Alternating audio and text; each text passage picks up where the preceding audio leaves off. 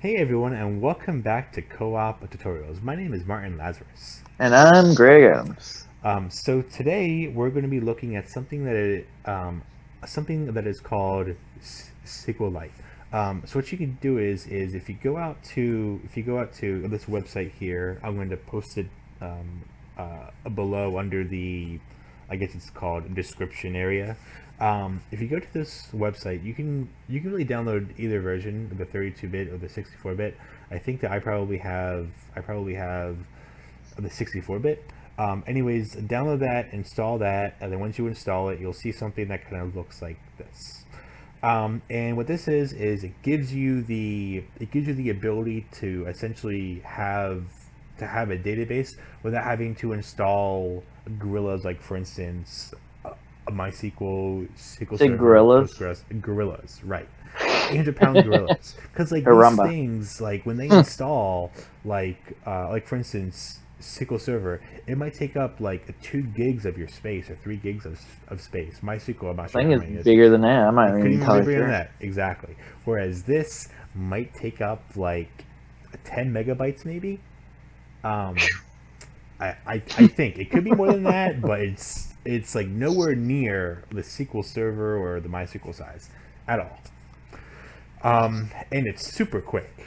It's like insanely quick. And it's very user friendly. I've used it once, 6 months ago, and it's really interactive with users if you want to like change data on the fly or anything. Oh, as far as I can remember. I mean, I could be wrong. So I don't think I have it. So let me download this and install it real quick. Because evidently, the guy who's talking about all this stuff doesn't even have it. You got that So, right. so we'll go through the install process. All right, let's come Yeah, I really on. need to install it again. All right, so I just click next, next, next, next, next. And then the great thing about this is that if you have a website that you know that you want to have a database on, but like you really don't want to use MySQL, or maybe like your host won't let you use MySQL, whatever the case is, you can always just use then SQLite. So now I just clicked on to open it, and you'll get a window that looks like this. Um, and then the first thing that you'll do is you'll create up top here a new database. And let's just put this into Counter Strike. Put it in Counter Strike. to Counter Strike. Projects, co-op tutorials. Let's put into DB. And we'll call it test. And then you can give it here extensions. I like to call it dot So what do DB. the different extensions mean? You Like, can name them. You can name them different things. I'm pretty sure. uh, I don't okay, think it matters. okay, I just like to call it DB because I know what that means. Um, smart. so if I click save, then you're going to get this little window up top here, and then it's going to say table. So we'll create a table that is called customer. So once we have our table, then we can add columns to it. So we can add a column. We can call this customer ID, and we have here different types. This is going to Blob. be an ID. Yes, there's a blob in there as well. This is going to be a primary key, and we want to have this to automatically increment as well. And we'll put in here 2 more fields. So what's the not and you? Not null, Okay. no, And what's the you? unique. Okay. So if you wanted to have your customer like the names to be unique, or like the last names to be unique, or something, that's when you would use that unique constraint. Okay, gotcha. Um, so I that is not what I meant to do. Um, I put my first name in there. Last name. Okay. So these are going to be text, or essentially strings, not blob, text. Okay. And then we want all of these to not be null. I mean, by default, it's not going to be null, so you don't even have to check it. But I'm just going to do it anyways. Then you're going to click on OK. Then you're going to save your work. So if you go to File, and I guess it's saved already. So you can hold down the Control key, then you can hit S. So if you go to browse data, we can put in our names. So Martin, Lazarus, enter. Okay. And then you click on new record. And then, oh wait, whoops. I put that into the filter part. Oh man. So And Martin. in SQL Server, this is essentially like editing the top 200 rows. Yep, you got it. And this one is, we'll call this Greg. No, you're not. Why did we not? Why did that one work? Come on. There we go. Greg Adams. Okay. And we'll delete that one. Okay. So now we're going to save it. Hold on the control key, hit S. And then another cool thing about this is that we can actually use SQL code within here. So we can say select star from, I think I called it customer, right? Yeah. And then to run it, you hold down the control key, and then you just hit, and then after that, you just hit enter. And then now we have our customers in here.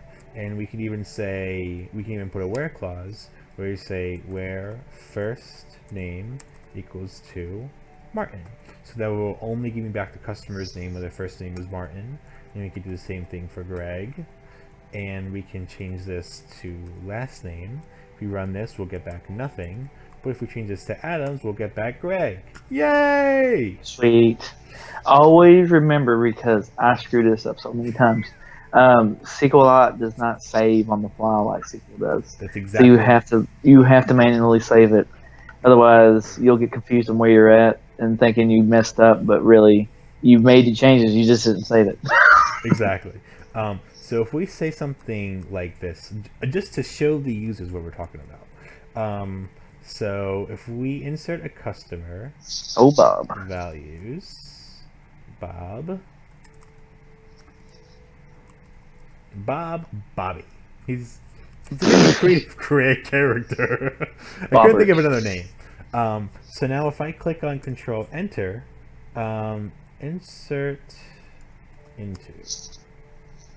So it looks like the bottom cell down here shows the output of your input. So that's where you would see like your error messages. It looks like it's just plain black text. So it's not really color coded. I don't know if you can color code them though, but that's how this is laid out. Just letting everyone know. Wait, what are you saying now? So the bottom box. This is near default. Like I'm letting everyone know that that's where the output messages are. Continue. Ignore me. I call this custom.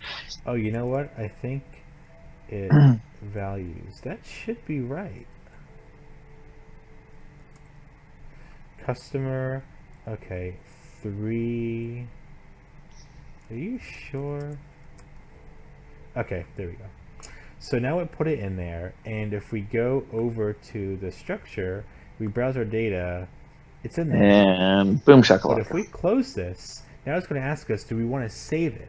So here's what I wanted to show you. If I click on no. Oh man. Oh no, what happened? Okay, we'll go into DB, click on the DB. Oh, did not close properly. What happened? Okay, so browse data, and so we wanted to show you that we don't have like Bobby. He's gone. He was not saved, and it's sad. Yes. So whenever you're writing code, inserting records, whatever the case is, Greg's absolutely right. You always want to be sure that you want to save it. Another thing that's also helpful is that, like, if you're going to be making tables, inserting records, or manipulating your data, but you want to create some type of backup, what you can do is you can just copy the file, paste it, and then you can just rename that file. Like, dude, that is so cool. I don't even think I knew that. Yeah, you can just see that, and then so that way, then if you're like, oh so crap, flexible. I put in there Bobby. I didn't know how to do it. I don't know how to erase records. just like, Hmm. grab your old one. That's all you gotta do. I mean, it's very, very easy to do. Wow. And you can even do things like old, and then you can put like the date if you wanted to, like 0603 or zero. You know what I'm saying? Put the date in there every single day. And that way, then like you can also keep as well. You can also keep then history of your databases. So yeah, it's really cool what you can do with it. And you can create within here multiple tables. You can have those tables joined together. There's a whole lot you can do in SQLite. So It looks similar to SQL in terms of like I don't know. I don't think it has index. I can't English indexes, today. Yes, it it, does. it does. I meant like the what do you call them? The trees that where you expand everything. I know it has triggers. I think, but some of these are also in um, SQL Server as options too. I don't think views are. I don't remember, Views in SQL but Server. well, like as you know how like the SQL Server agent is like at the very top, and you click plus, and then it shows the folders of like the jobs and all that stuff. The SQL Server agent is for creating like jobs and like having things to be Yeah, like automatic essentially. yeah. I was just saying some of this layout right here Oh, is oh, oh, similar to okay. a I SQL follow you. Server. I Like you'll follow not you. you may see views at the top layer. Okay, I follow you So, now. All right. but if you're watching and never messed with SQL Server, which you probably have, if you're in a college class, they probably use SQL Server. Which I wish they used SQLite in that case because this is a lot more easier to introduce database and SQL than the way I had to do it. It really, really is. And I mean, like, especially when like you're having like, for instance, to know like what your login is, what your password is. If you don't have a login, then you got to contact IT to do it, and you know how IT Yeah, is. that one guy that covers the whole building. Right? Exactly. um, yeah. So I mean, yeah, like this tool is just it's been like really awesome, like for me to use. So yeah, if you like the video, subscribe, please. Absolutely. Um, and then also comment if you like it or don't like it, please. We'd love to know what y'all like or don't like about the videos. And we plan on using SQLite and also parallel with or attach it with Python or C# and other videos. So expect some other content like that. But if you have any like clever tricks on how to use SQLite, please let us know. We love learning. Yeah. All right, cool. Well, thank you for watching the video. Oh yeah. Take care.